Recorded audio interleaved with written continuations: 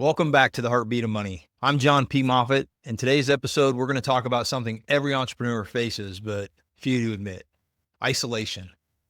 When you're building something big, a business, a team, a legacy, it's easy to get trapped into the idea that you have to carry it all alone. But here's the truth: doing it all yourself might be the most expensive decision you ever make. Today, we're going to go break down the emotion, exhaustion of solo leadership, the mindset lies that keep us isolated, and the spiritual need for community and counsel, all through the lens of the three-legged stool: emotion, mindset, and spirit. Let me tell you about a moment I realized I had kind of fallen to that lone wolf lie. It was years ago. I was running multiple companies, raising a family, trying to be a hero in every room.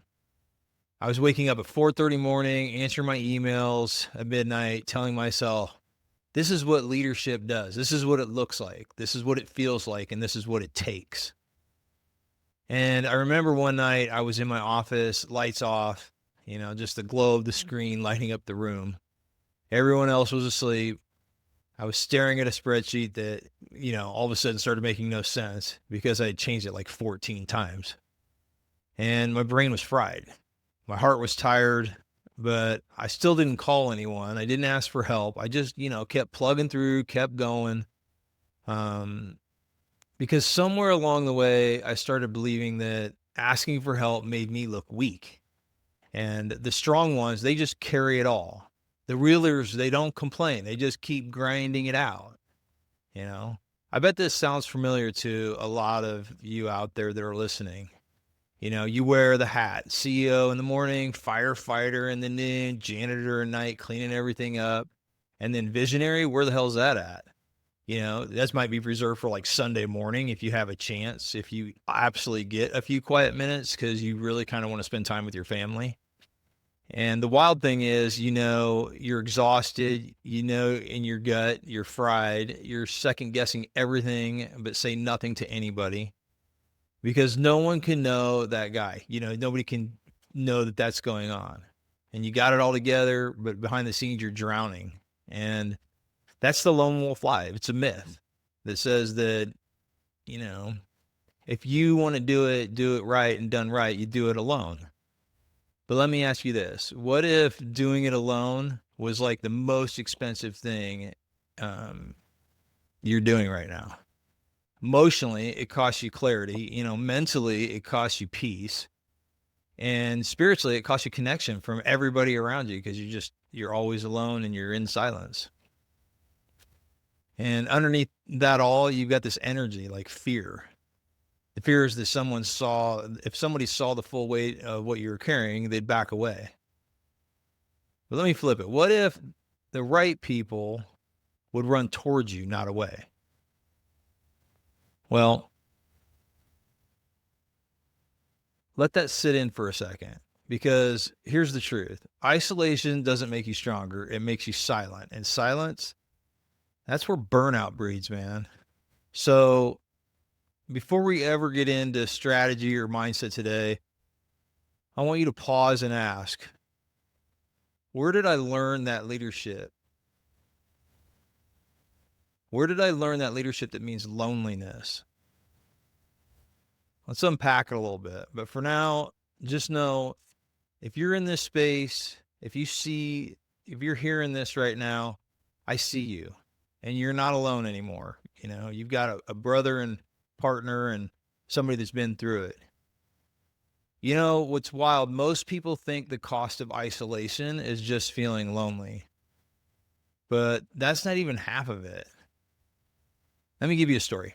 So I remember missing out on this really amazing deal, a big one. It was life-changing. It wasn't because I didn't have the opportunity. It was because I didn't have anyone around me to challenge me, to check the numbers, to ask me, Jon, are you thinking big enough? So I passed on it.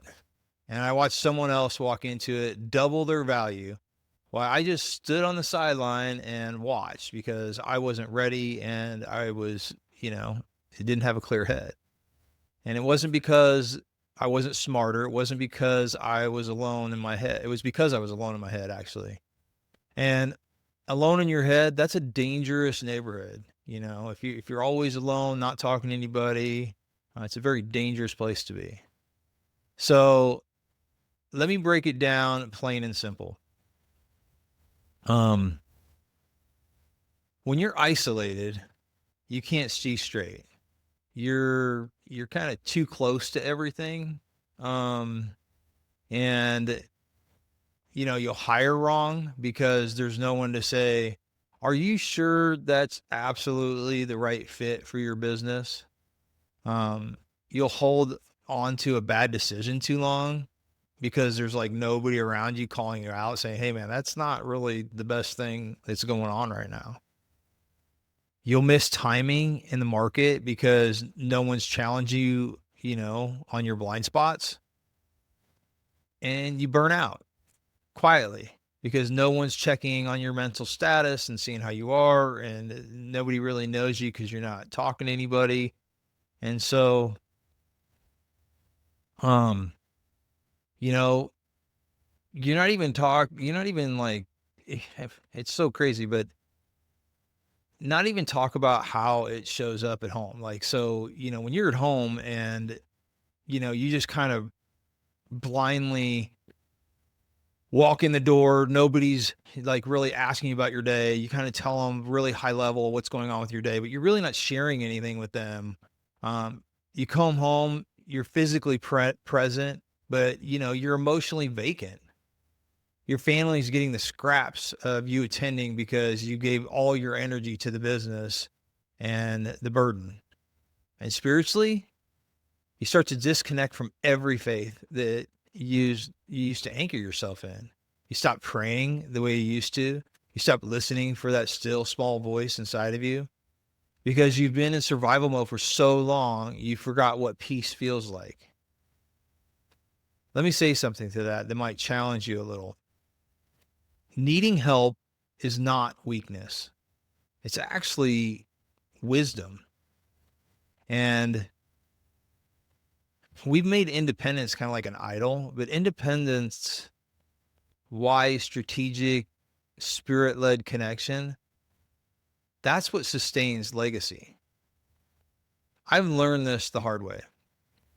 There's actually no amount of hustle that can replace well-timed conversation with someone who can actually see you, someone who asks the right questions, someone who says, you're doing too much, man, pull back, or you're playing too small. Why don't you think about playing just a little bit bigger? And, some of the teams I've played on, the best thing that I've ever had, I can remember I had a quarterback, and his name was Richard Laurie, and man, dude could throw the ball, hardest ball I've ever caught. And I caught a lot of balls from a lot of people.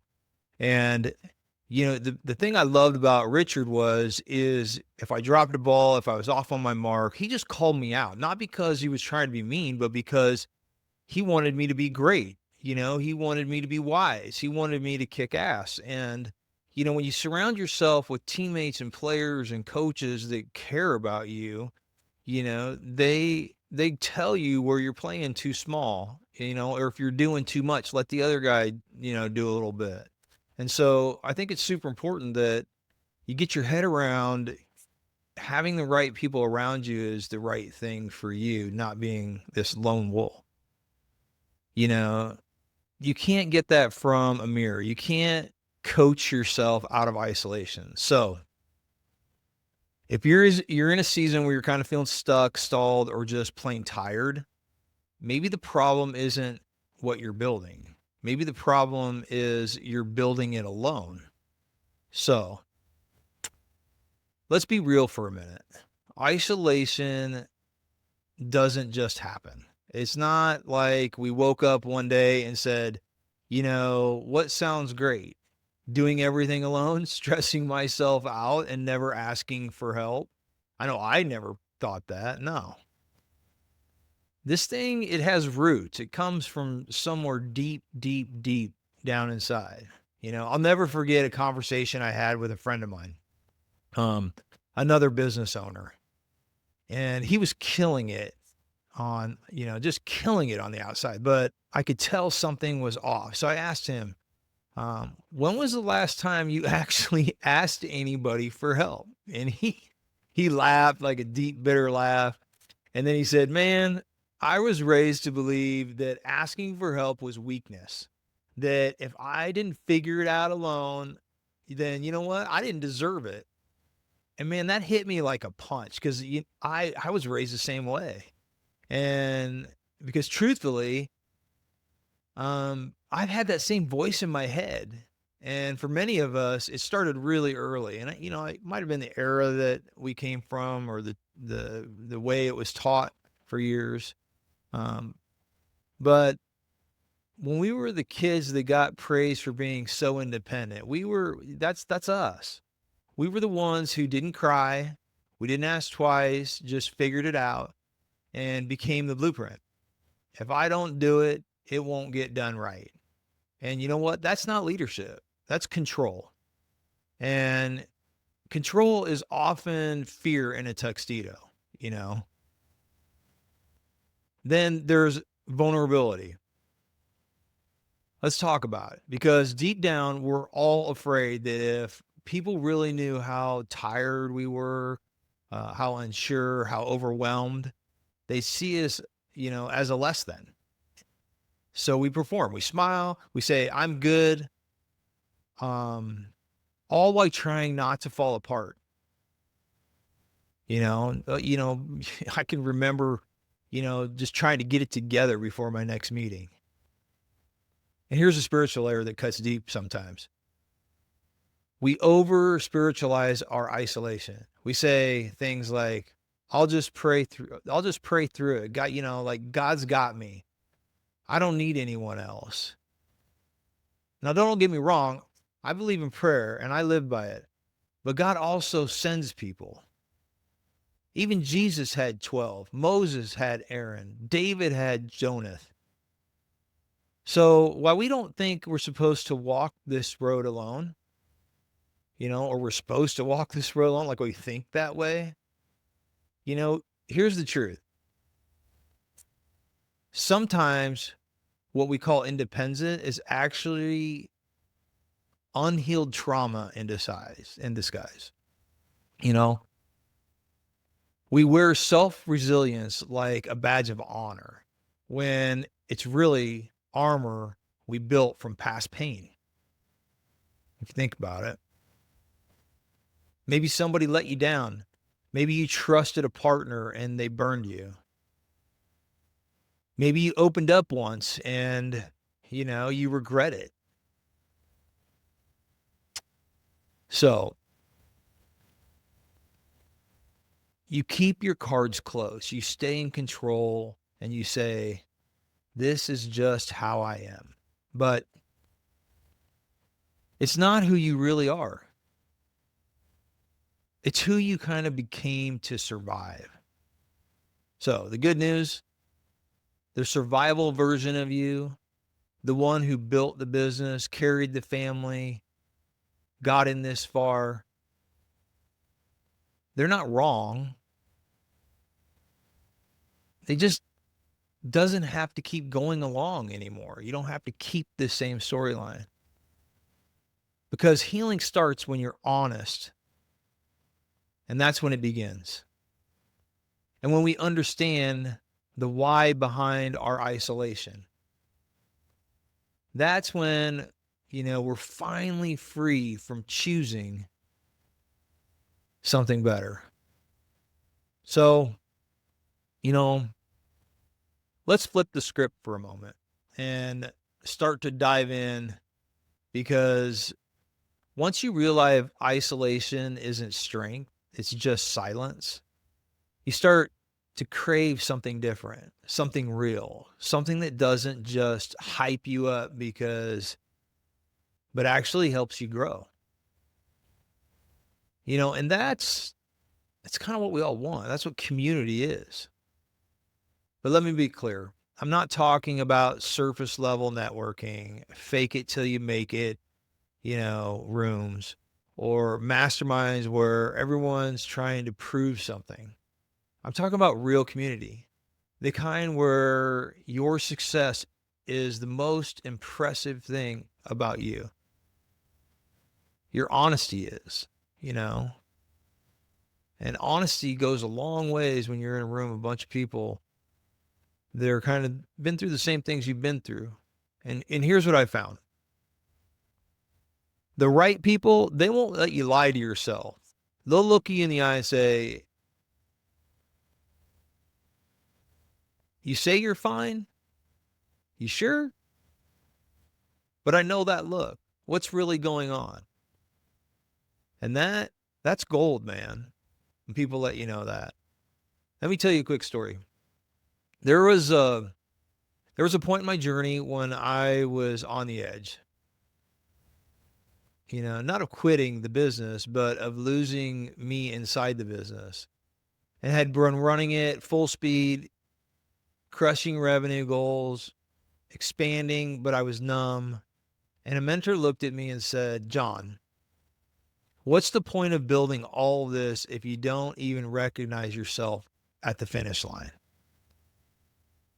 That line cracked something open in me. Like, when I heard that, it just changed everything, because they're right. Because the truth was, I'd been so busy trying to be everything, I forgot who I was called to be. And oh man, I would have missed it if somebody hadn't interrupted my isolation with the truth. And that's what real community brings. It brings clarity. They help you see what you can. They give you perspective. They've walked the road and they lived to tell about it. They have this perspective on life. And strategy, they collapse your timeline with insight. The best thing people can do is coach you stuff they've been through. They give you the permission to reset, to pivot, to grow, and to own your pace. They collaborate, so you don't have to be good at everything. I mean, we would all be good at everything, but it's really nice to have some people that can give us some shortcuts that are good at some other things. We need rooms where people aren't impressed by us. They're invested in us. And I hear me on this. Like, just hear me on this. You don't need to be the smartest one in every room. You just need to be humble enough to ask questions. I remember a story where I was 20 years old and I was working in corporate restaurant business, and everybody around me was in their 30s and 40s. And I raised my hand and I asked a question, and everybody in the room started laughing at me. And I remember when the feeling I had inside that all of those people were out for themselves, because I had no idea what this term meant, and it was this simple thing that was like points you get or something from the customers or something. And I just had never been in that space, so I didn't know it. And I was so frustrated. I slammed my hand on the table and I looked them all square in the eye and I said, "I don't know. And the only way I can get better is if I ask a question." So that group of the people were not the right group of people. They were all in competition with each other. They were all, holding themselves higher.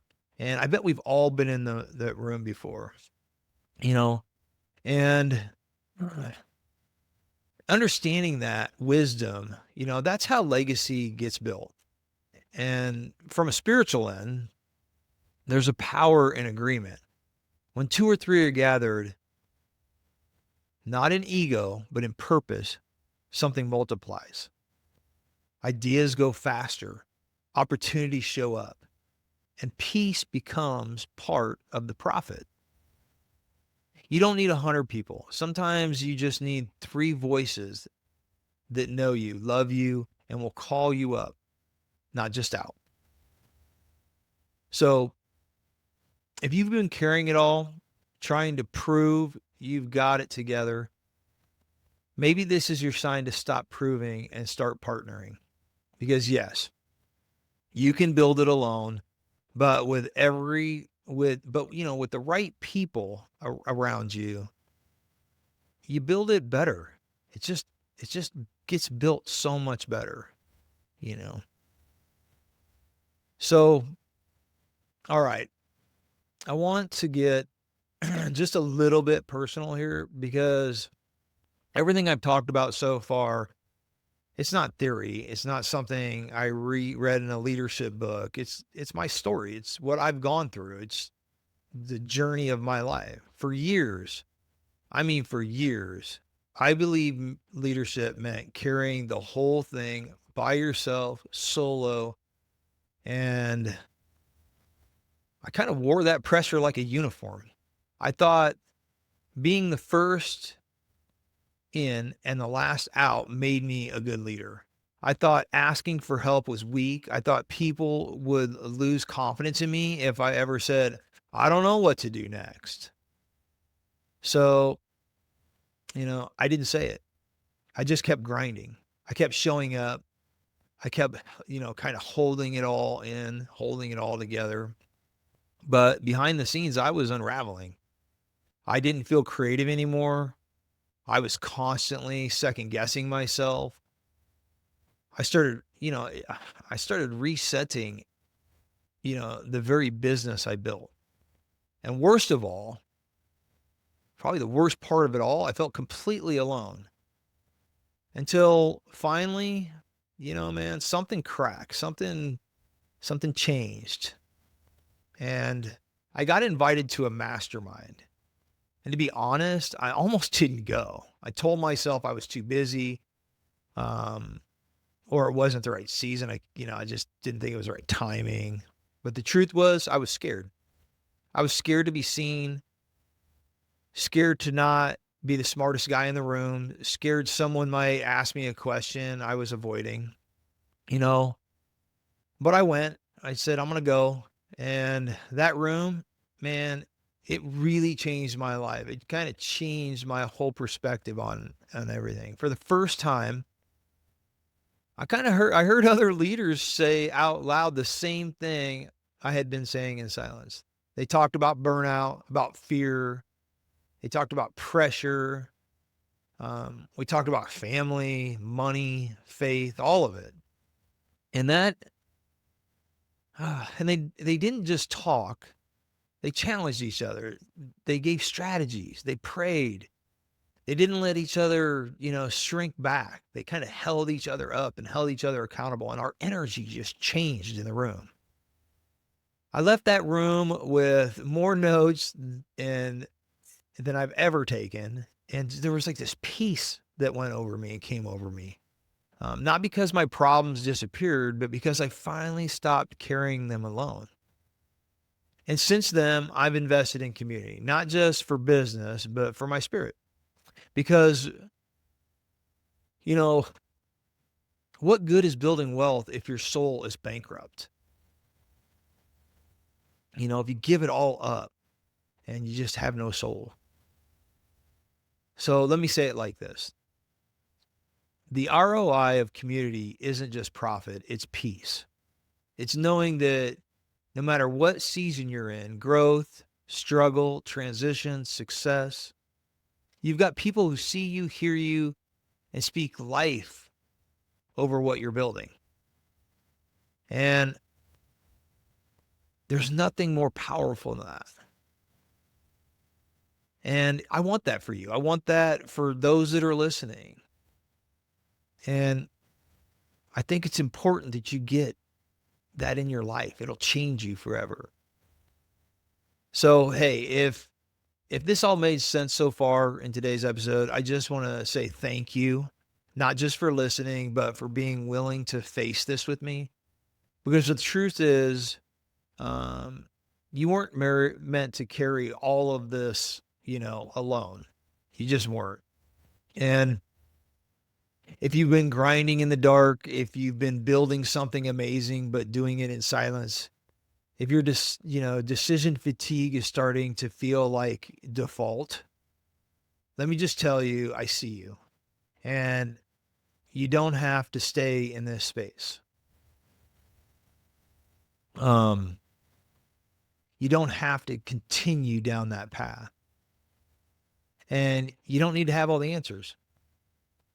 You just need to find the right room a room that sees your vision and holds you accountable to becoming the leader that your vision needs. And that's why I created the space for the Next Stage Mastermind. Not just for business growth, but for emotional clarity, for mindset shift, for spiritual alignment. So here's my invitation to you. Stop building in isolation. Get in the room that sharpens you. Surround yourself with people who you see are real and call you up for a higher purpose. You can learn more. It'll heal your spirit. So join our community or schedule a conversation. You can go to nextstagewealth.com. There's a place in there where you can book a call. We can have a 30-minute session. We'll talk about where you're at, where you're going, what you're doing, see if there's any way I can help you. I encourage you to book a call. Also subscribe. If today's episode was encouraging you, share it, leave a review, tag someone who needs to hear it. And let's make sure no one builds something great alone. And hey, next time on the Heartbeat of Money, we're going to dive into what happens after you exit your business and why purpose doesn't end with the sale. Because legacy isn't just what you leave behind. It's what you're living right now. So build with purpose, transition with power, always be visualizing beyond your exit, and I'll see you then.